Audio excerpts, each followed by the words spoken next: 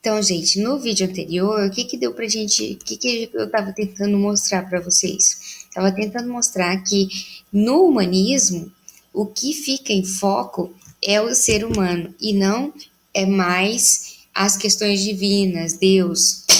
Isso tudo tem um nome, que é antropocentrismo.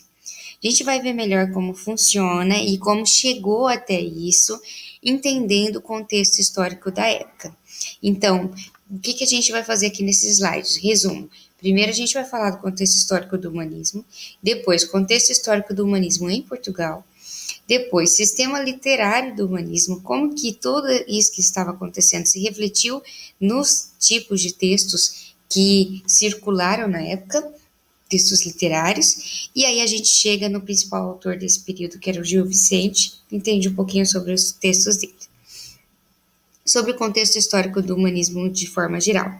Lembra que lá no trovadorismo, no vídeo anterior, eu falei para vocês das cruzadas, que era aquela guerra em que os cavaleiros que tinham uma lealdade com os senhores feudais pegavam seus cavalos e iam tentar conquistar as terras divinas, né, Jerusalém, tentava proteger essas terras divinas que estavam sendo tomadas pelos muçulmanos.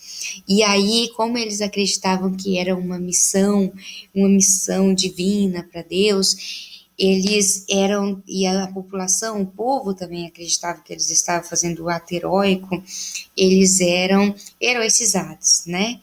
E eles se tornam personagens dos textos trovadorescos, nas novelas de cavalaria, por exemplo.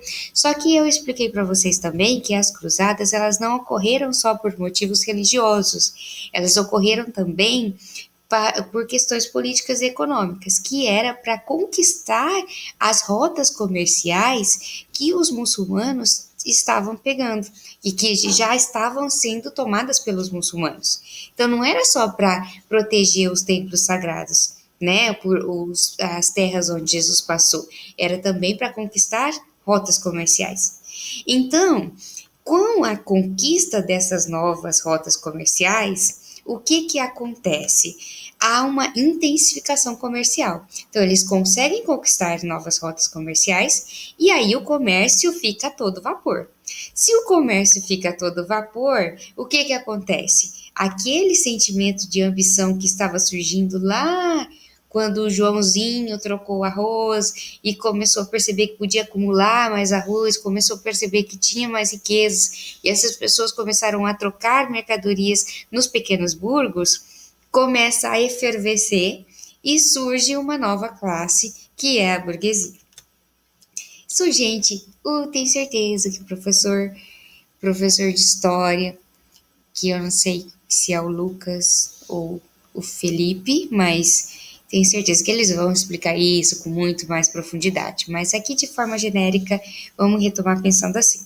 Então, eu trouxe aqui essa imagem para vocês que representa um pouquinho disso. Eu circulei aqui o que seriam os feudos. Então, os feudos ficam esquecidos, eles ficam lá, grandes castelos, mas o movimento mesmo está acontecendo aqui em volta, nos burgos na cidade, né? Na verdade, a gente chama de cidade, onde a burguesia está comercializando, está fazendo dinheiro, eles estão fazendo o comércio rodar.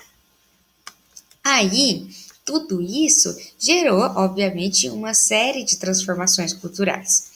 A gente tem, então, a substituição dos feudos daquele sistema, lembra lá, você tem um castelo e pequenos campos em volta, pelas cidades.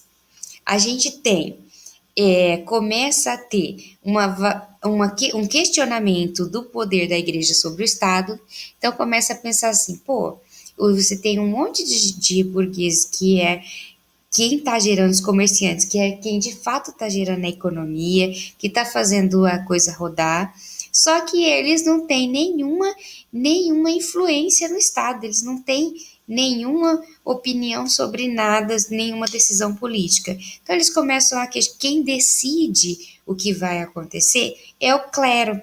É o clero que estava lá no topo da pirâmide feudal, lembra? Que a gente tinha uma pirâmide, o senhor feudal, o clero